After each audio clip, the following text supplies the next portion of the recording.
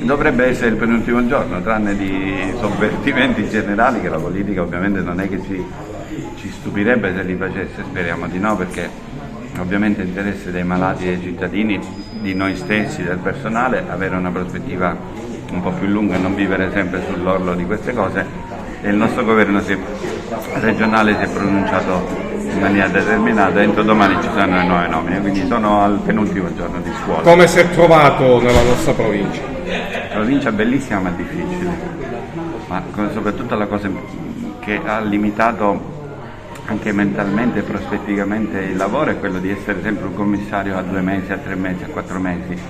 Infatti faccio gli auguri al prossimo che verrà, che in questo sia, che avendo 3 anni davanti può avere la possibilità di lavorare bene in una provincia che è la quarta provincia della Sicilia, una provincia importante, vasta, ricca di tante cose, e quindi le possibilità di lavorare ci sono.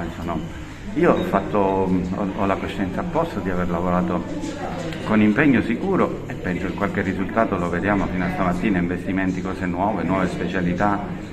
L'obiettivo mio era di rendere questa provincia autosufficiente, quindi i pazienti e i cittadini non devono spostarsi per le malattie infettive, non devono spostarsi per fare una procedura, non si dovranno spostare per essere operati con i robot, per avere nuove tecnologie. Spero che si comprerà il secondo acceleratore lineare. Ci sono tante cose da fare, però l'impegno e soprattutto la direzione è quella di fare in modo di ridare la dignità a questa provincia, che è quella che ha e che merita. Quindi un bilancio particolare, considerando anche che lei ha gestito la sanità nel periodo del Covid ad Agrigento. Il Covid è stata una bruttissima esperienza, ma oggi, viaggiando di nuovo come ho fatto per lavoro e rivedendo come ci muoviamo tutti, come andiamo tutti a mangiare la pizza, a mangiare fuori, mi sento soddisfatto per il lavoro che abbiamo fatto, perché al di là dei Novax o dei Vax, tutte quelle, tanto la provincia di Agrigento ha risposto benissimo. Se ricordate, come adesione alle vaccinazioni i cittadini hanno risposto benissimo, siamo stati secondi in Sicilia. Oggi siamo nelle condizioni di avere altri problemi che l'influenza, che sono gli altri virus normali che girano nel mondo, però dal punto di vista sanitario è stato un periodo difficile, ma ha qualche rammarico di qualcosa che avrebbe voluto raggiungere, un obiettivo, e magari per qualunque motivo, un qualsiasi motivo, non l'ha raggiunto?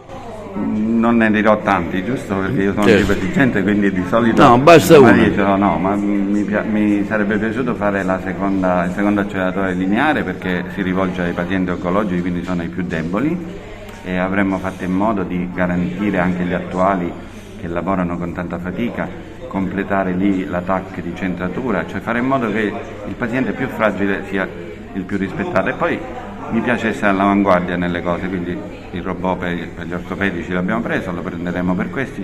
Dobbiamo mirare a delle tecnologie all'avanguardia, perché siccome noi abbiamo medici di livello, li dobbiamo mettere in condizione di lavorare bene.